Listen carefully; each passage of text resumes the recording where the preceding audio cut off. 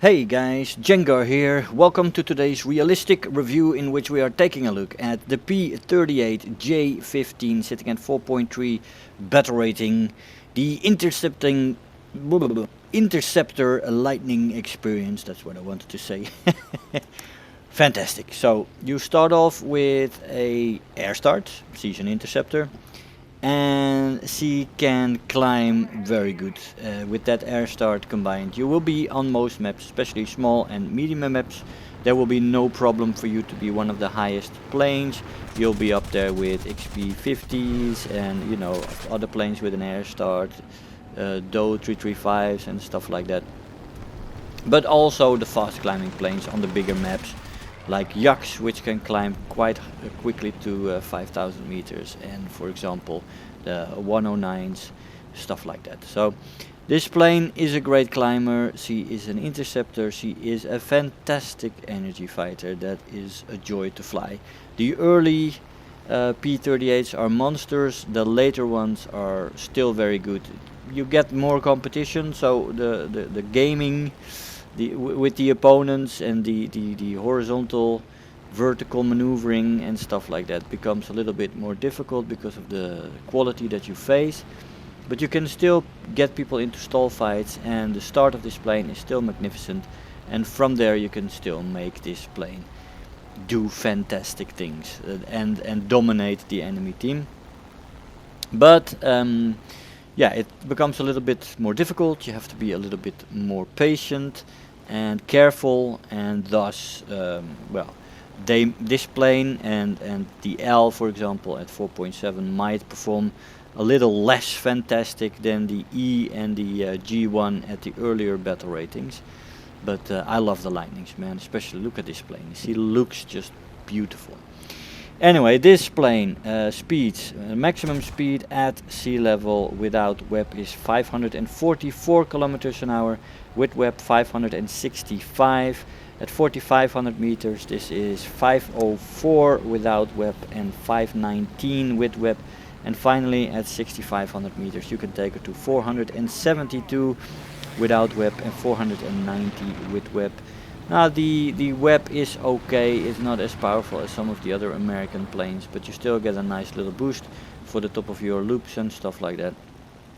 And for the rest, the speeds in this plane are quite good. She is not the fastest plane on the 4.3 battle rating, but she's definitely not the slowest either. I think she's in the faster section. She does well on the higher altitudes as well, so that's good. She's not great in a dive though. You have a top speed in a dive with a 751 kilometers an hour red line, and 810 is the RIP speed in a more shallow dive. In steeper dives you can already rip before the red line, so this plane is quite big, quite a bit of drag there, and you got to be careful because you can rip those wings in very steep dives. Be careful of that, can already happen around 710. So yeah, these speeds are in indicated airspeed without mech. The control stiffening starts at around 475 for the first little tick in aileron compression, and then 575 for the second one. The rolling isn't great to start with, so it really, when you start in the ideal window between 300 and 475, you have average roll rate, and after that it goes to below average and too bad at around 600 kilometers an hour. So it's difficult to get guns on target in the lower ends of the dive. And thus she is not a main boom and zoomer, she is really an energy fighter, and she is absolutely fantastic at that. Did I say that? Yes, I did. Stall speed for such a big plane is 110 kilometers an hour. Now that's actually quite good. 110 kilometers an hour for stall speed on a plane this big. Interceptor is good. The firepower is good as well. You have still the main setup for the Lightnings, one 20mm AN M2 cannon with 150 rounds, and then added to that 4 12.7mm M2 Browning machine guns or 50 cals with 500 rounds per gun. These ammo loads are excellent and very sufficient for the job. You can stay up there for quite a long time, and that is good. This plane can also be equipped with 2 500-pound bombs and 6 rockets that you can use if you want to go ground pounding or go into ground RB. I can imagine you want to use that, but if you are an air RB, don't put anything on this plane. It's a waste of time and effort, and it will ruin your climb rate a little bit and your domination of the field. Now for the 50 cals, all the belts are actually viable. You have the default belt with an armor piercing incendiary tracer shell, 2 armor piercing shells and an incendiary shell. Universal belt has 2 APIs, 1 APIT and 2 incendiaries. Then the ground belt has an APIT, 2 APs and 2 APIs, and the tracers has is full of APITs. Stealth belt has 2 APIs and 2 incendiary shells, and they alternate. So it's API, incendiary, armor piercing, incendiary, incendiary. That's how it goes. I personally like to use the universal belt, which has incendiary in every shell basically, and that just lights such a crazy amount of fires that I quite like that. The more incendiary, the better for me in air. So there's that for me. But the others are definitely usable. The Tracers has that as well. It has APIT in everything. So yeah, it's it's personal choice. If you want to go more for the ground, you can use ground belt or default. And if you want to have that surprise factor, the stealth belt is also good. Also has incendiary in everything. Now the cannon has a default belt with heavy, high explosive, fragmentation, incendiary shell and armor piercing tracer. It's just 50-50 between those.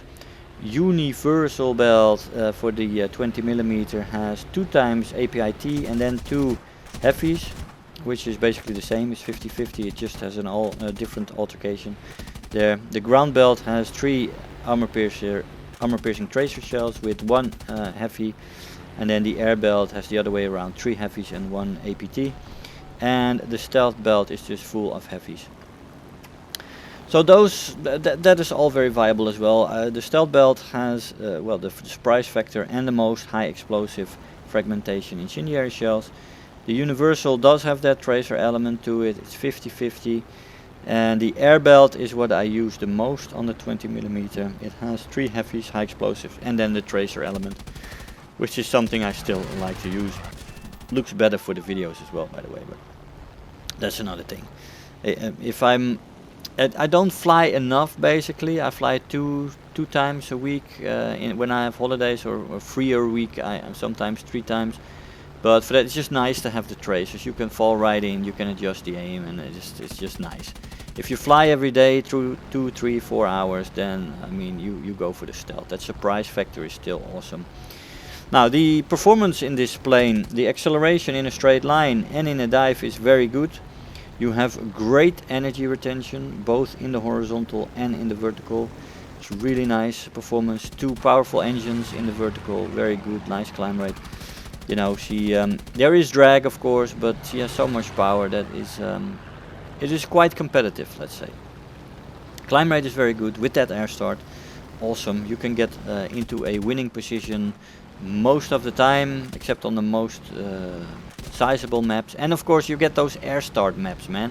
It's always a bummer in this plane when you get those air start maps, because you only get like a 500 meter advantage, and that is not enough against the excellent climbers. They will be above you, and you will need a little bit of side climbing on those maps. But yeah, it's something, when I started flying this, the first 5 matches I had were on air starts maps, and I started to wonder what Gaijin was doing to me.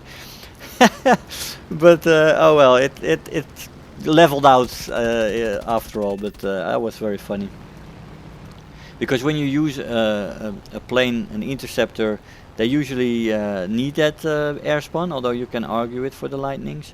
But you want to get that air start advantage, right, when you do fly an interceptor. Anyways, turn time in the plane is average. She's not the greatest turner.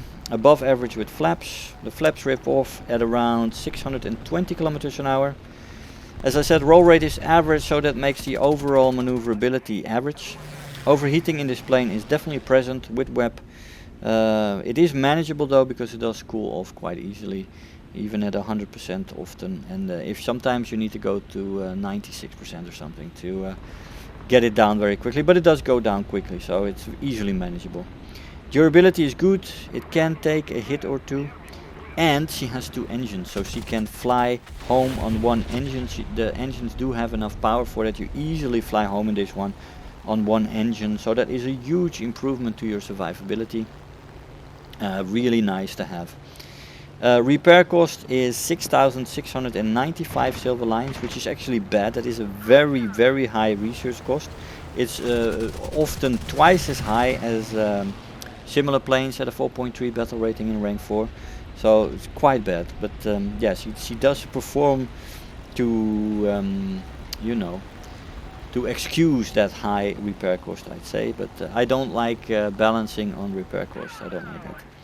For the rewards, you have a 320% modifier with a 1.6 multiplier for the research points rewards, and then a 330 modifier on the Silver Lion with a 2.2 multiplier, which gives you a research points reward that is average and a Silver Lion reward that is actually good. So this is a Silver Lion maker. With that air start, she can do a world of damage to the enemy team. On the small to medium maps, she rules supreme. You're often the highest plane, and on larger maps, she can still do well, be a little bit of side climbing. And if there's a plane above you, you can, you know, you can still side climb a little bit. You're not far off, let's say. That at least there is that. Now for the flight style, as I said, she can close air support with those rockets or those 2 500-pound bombs. But in air RB, I would of course use her as an energy fighter. She is an energy fighter mainly because of the performance in a dive. You can't go too steep. She will rip around 700. That is not a good end speed in a steep dive. If you keep it a little bit more shallow, you can go up to 810. But there's no guarantees. You can keep the lower ends of the dive shallow if you want to hit a plane. So she's not great, and of course that roll rate doesn't present very nice opportunity to get the guns on target against most other planes. She will roll worse, especially in the lower ends of the dive when that compression hits you, especially at above 600. And yeah, that performance there for dive handling is not good. So she's not great at boom and zooming. Long boom and zoom runs are out of the questions. If you want to keep the boom and zoom style, you will have to make it short runs and go back up again. Shorter than you might be used to, let's say. Yeah, so, but the energy fighting stuff in this plane is quite nice. She will perform for you there. The guns are quite a tight beam, and if you haven't flown a Lightning in a while, you might have to get used to it, to get the aim back on point. But once you get that beam is absolutely freaking devastating, man. 450 cals and a 20 all hitting you. It destroys planes. Anyway, this is the reward on that last match, 2 kills and 15 ground targets. You can do that as well. You got Final Blow, Best Squad, Terror of the Sky, Bulletproof and On Hand, 91,000 Silver Lions and 7,800 research points. I'll see you in the conclusion. Hey guys, so here we are after the match. Do make sure, if you enjoyed the video, to give it a thumbs up, leave me a comment and all that jazz. Subscribe, of course, if you haven't yet. And do join me on Locals and on Rumble on my other platforms and support me there. Highly appreciate it. So guys, this plane, man, it is an absolute beast. I had great results in this plane. And although I was flying with my squad a lot, and I mean, I have competent pilots, of course, in my squad. They get their kills as well. So I didn't get the ace or something, but when you fly this plane alone on small to medium maps, and you don't have anybody with you, and your team is fooling around a little bit, you can get aces left and right, 4 kill matches. She performed great. I hardly died in it in my fly out with the guys. It's very dominating plane. 3 kill matches, a lot of 2 kill matches I got with a bunch of ground targets as well. You get a 20 millimeters. You can kill medium tanks as well these days with that, right? And you got the 50 cal for soft targets. A lot of ammo, so you usually end up with quite a few 50 cals left as well. So if there's one plane left somewhere, you can go havoc on the ground targets as well. So this plane is quite versatile when it comes to that. Lots of ammo, great performance, great in the vertical, great starting position, good climb rate. Yeah, performance is good. You know, I love the Lightnings. I always have. The earlier ones I adore to no end because they're so powerful at that battle rating. But these things are very, very good at the battle rating as well, man. 4.3, 4.7. I like the J a little bit more than the L, I think, but I'm going to fly the L out a little bit more. So I'll let you know. I'll probably review that plane as well, but we'll see when it comes to that. There's a lot of planes, nice planes in this rank. So we'll see what I come around to the reviews. Has to come a little bit quick, right? Those nice footages, but we'll see. Anyway, this plane is definitely worth your time, guys. Definitely worth your time. She's amazing. Guys, I hope you enjoyed the video. I want to thank you all for watching, and I'll see you guys next time. Bye-bye. If you're new here, make sure to hit the subscribe button, become part of this community. If you are already a subscriber, don't forget to like the video, do leave me a comment. And if you really feel like helping out today, make sure to share the video with your friends and let them know about the channel.